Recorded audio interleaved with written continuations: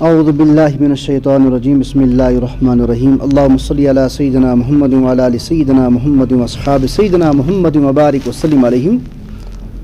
محترم سامعین کرام، آج سیرت پاک صلی اللہ علیہ وسلم کا سبق نمبر 195 جس کا عنوان ہے منافقوں کی منافقت کس طرح چھلتی ہے۔ گزشتہ سبق ہم نے پڑھا تھا بنو مستلق قبیلے پر کس طریقے سے صحابہ کرام نے گھیرا بندی کی، اور آپ صلی اللہ علیہ وسلم نے بنو مستلق کے سردار کی بیٹی حضرت جویرہ رضی اللہ تعالیٰ عنہ کے ساتھ کس طریقے سے نکاح کیا، یہ بھی ہم نے کل پڑھ لیا تھا۔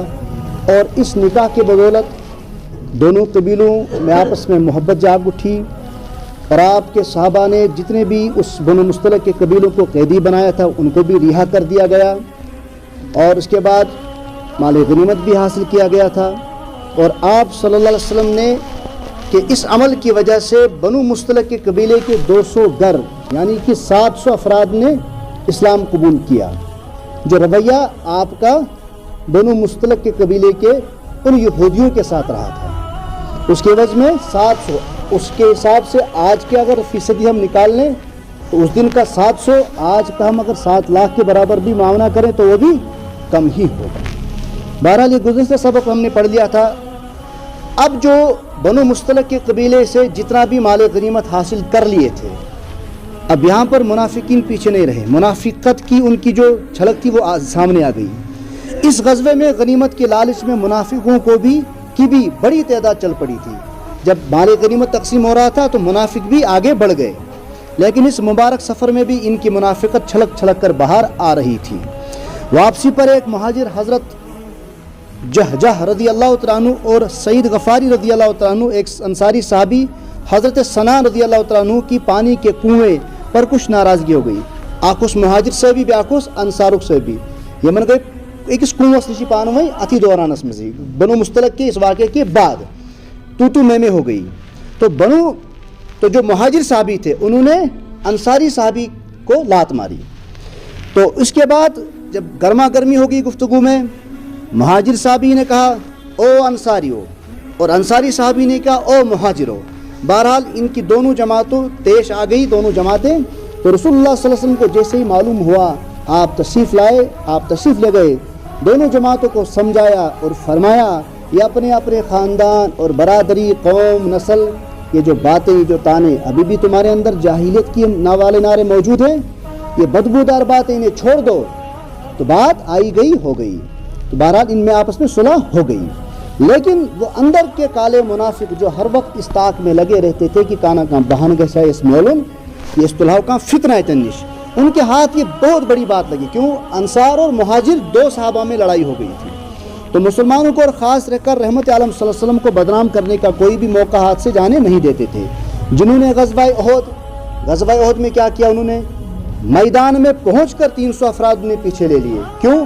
ایک تو دہانے پر پہنچا کر ساتھ چھوڑ دینا، اور اس کے بعد مد مقابل 1000 کا لشکر جو تھا مشرکین کا، وہ بھی دیکھیں کہ ساتھ رہیت اس کوئی تو وفادار سے تمہیں اتنی سخت منافقت اس وقت کی۔ اس کے بعد خندق کے موقع پر کیا کیا یہ بھی ہم نے پڑھ لیا تھا۔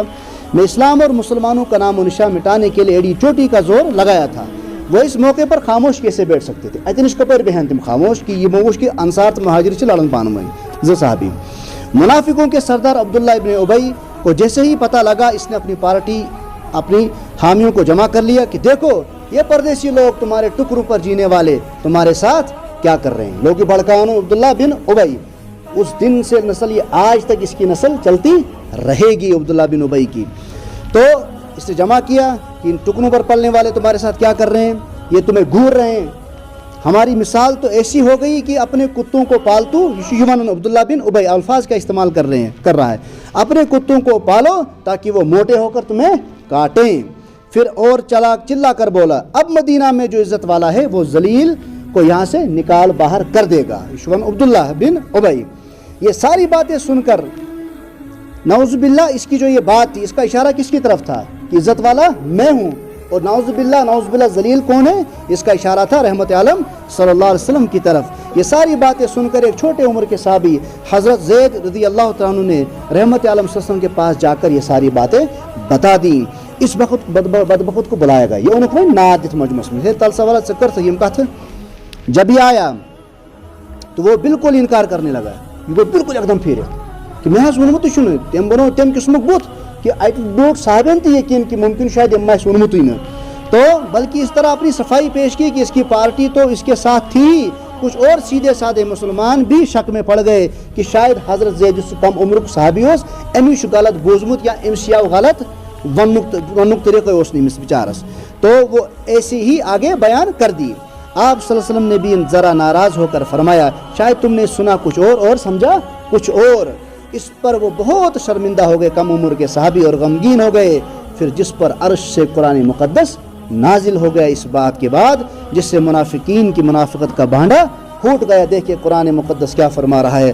ہم الذین یقولون، یہی تو ہیں جو کہتے ہیں لا تنفقوا علی من عند رسول اللہ حتی ینفضوا، کہ جو لوگ رسول اللہ کے پاس ہیں ان پر کچھ خرچ نہ کرو.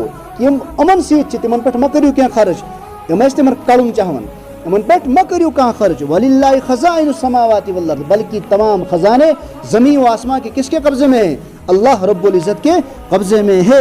ولکن المنافقین لا یفقہون، مگر یہ منافق چھ تم چھنہٕ امیُک فہم تھاون وٲلۍ کینٛہہ. وہ منافق کچھ نہیں جانتے اس بارے میں. یقولون لئن رجعنا، لیکن منافق لوگ سمجھتے نہیں ہیں. کہتے ہیں یقولون، یہ کہتے ہیں کہ اگر ہم مدینہ کو لوٹ کر جائیں گے، یقولون لئن رجعنا الی المدینۃ لیخرجن العز منها الاذل، کر جائیں گے تو جو عزت والا ہے وہ وہاں سے ذلت والے کو نکال کر لے گا. وللہ العزت، لیکن حالانکہ عزت تو صرف کس کی ہے؟ وللہ، اللہ کے لیے عزت ہے. ولی رسول، اور رسول کے لیے عزت ہے. وللمؤمنین، اور عزت کن کے لیے؟ مومنوں کے لیے. ولکن المنافقین لا یعلمون، لیکن منافق لوگ جانتے نہیں ہیں. اللہ تبارک و تعالیٰ کی عجیب شان دیکھیے. اتھ اللہ تبارک و شان وچھی کہ عبداللہ بن ابی کس اوس ذلیل ونان، نعوذ باللہ. رسول رحمت صلی اللہ علیہ وسلم اوس چاہان ونُن یہ اتن پنس پانس عزت وول ونان. اللہ تبارک و تعالیٰ کس مار دِژس.